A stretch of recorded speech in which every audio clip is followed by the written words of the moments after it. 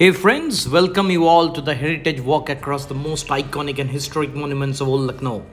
We will cover this journey on feet, starting with the Bada Imambara, pass under the magnificent Rumi Gate, then walk past the iconic clock tower before making a quick stopover at the picture gallery. Finally, our trip will end at the Chota Imambara. I started from a hotel in Gomti Nagar and took an auto to reach the Bada Imambara.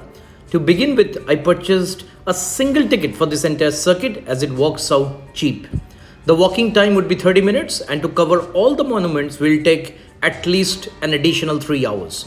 Inside the Bada Imambara, we'll first head towards the Bauli. Afterwards, we'll be entering the Bada Imambara and learn about its history. Finally, we'll enter the mysterious Bhulbulaiya. I will be taking a guide as I have no intention of getting lost. However, you can decide for yourself. Just keep in mind that the guides are very rude in case you do not hire their services and want their guidance on the way out. So, excited? Let's begin and thus follow me, please.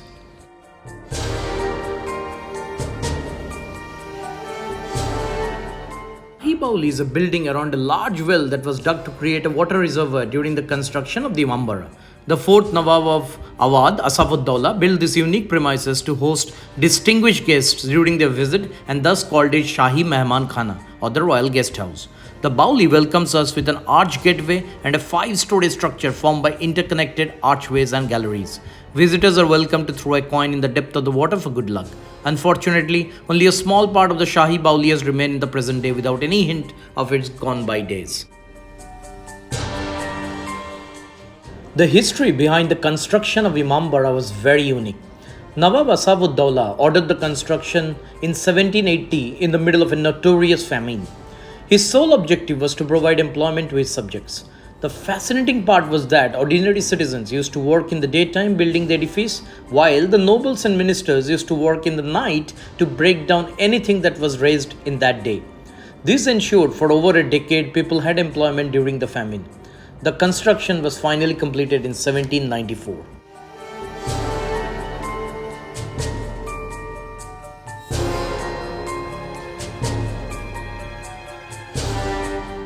Imambara has no beams supporting the ceiling and is one of the largest such arch construction in the world. There are 8 surrounding chambers built to different roof heights, permitting space above this to be reconstructed as a 3-dimensional labyrinth with passages interconnecting with each other through 489 identical doorways. This part of the building, and often the whole complex, may be referred to as the Bhulbulaiya.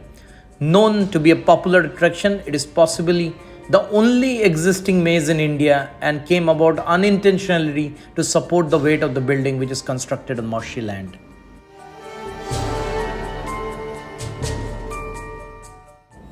Each guide gathers around 10 to 15 tourists and firstly provide a guided tour of the Imambara while dramatically narrating the history.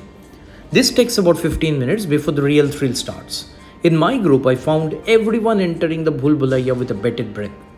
A few were very confident of finding the exit on their own. However, in a few minutes, the confidence disappeared when the guide started taking various twists and turns, making it impossible to recollect the route. As I was wondering what would happen next, we landed at the rooftop.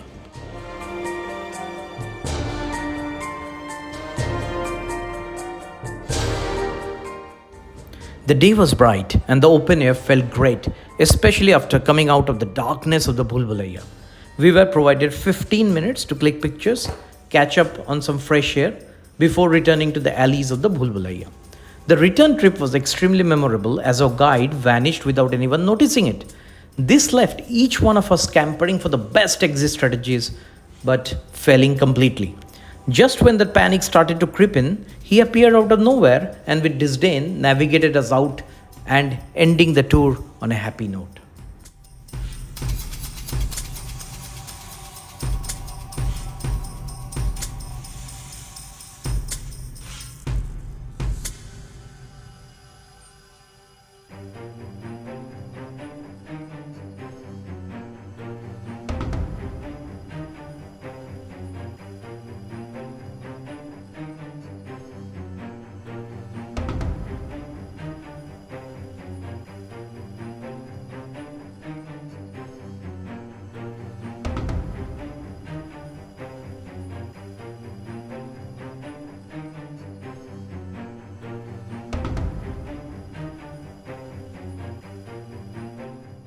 Look closely and you will understand the design of the gate represents the most famous industry of Lucknow, aka chikankari.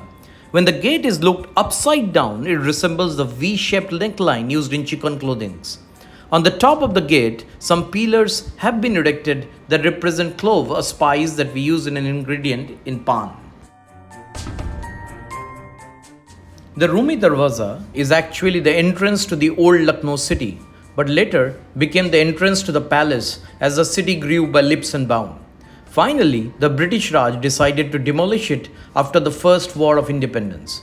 I would request my viewers to watch my previous video to understand this connection. Next, you will find me passing by the Husainabad clock tower built in 1881 to mark the arrival of Sir George Cooper, the first LG of United Province of Awadh at a cost of 1.7 lakhs. In 2010, the Lucknow administration decided to replace the clock with an electronic one, but thankfully due to the passion of Captain Paritosh Chauhan and Akhilesh Agarwal, it was saved. Both of them managed to repair the watch, and on 13 September 2011, the giant clock tower chimed after a silence of 27 long years. Now we have arrived at the picture gallery wherein photography is unfortunately prohibited. Built in 1838 by the third Nawab, Muhammad Ali Shah, it doubled up as the summer home of the royals of Lucknow. The gallery boasts a rich collection of portraits of the Nawabs, their lifestyle, and the beautiful city of Lucknow of the past. There are a lot of optical illusion hidden in these portraits that can be identified by paying Rs 10 in cash to the caretaker. As I was walking towards the Chota Imambar, I found this beautiful structure visible in this video. On inquiry with the locals, I learned it is called the Sat Khanda, that literally means 7 stories. The Nawab planned to build this in the memory of his daughter who had an untimely death. Unfortunately, the construction was abandoned when it was at the 4th floor due to the death of Nawab Muhammad Ali Shah himself. After this shocking incident, the building was considered a bad omen and remained untouched. Lately, ASI maintains this structure and made it gain some of its older glory.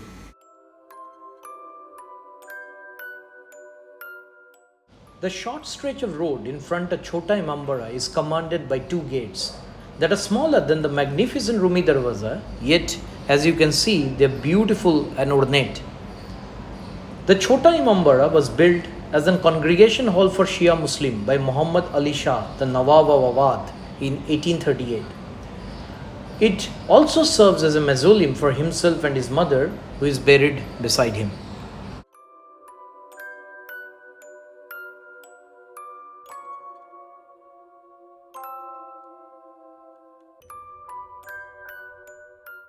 First, I am headed to the Shahi Hammam, or the Royal Bath. There were outstanding drainage system to channel hot water into the Nawab's gigantic bathtub. The Shahi Hammam is now being restored by the Archaeological Survey of India. To the right of the gate is a small but beautiful mosque, and there are 2 Taj Mahal-like replicas. Only one of them contains the grave of Muhammad Ali Shah's daughter and her husband. The other is empty and is built as a jawab to create a pleasing architectural symmetry. The Chota Imambara has gilded dome and several turrets and minarets. The interior is equally mesmerizing with chandeliers from Belgium. Thus, it was known as the Palace of Lights because of its decoration during special festivals like the Muharram. I hope you loved this heritage walk of Lucknow and would request all of you to like and subscribe to my channel. For more information, please visit my blog meetrotter.com.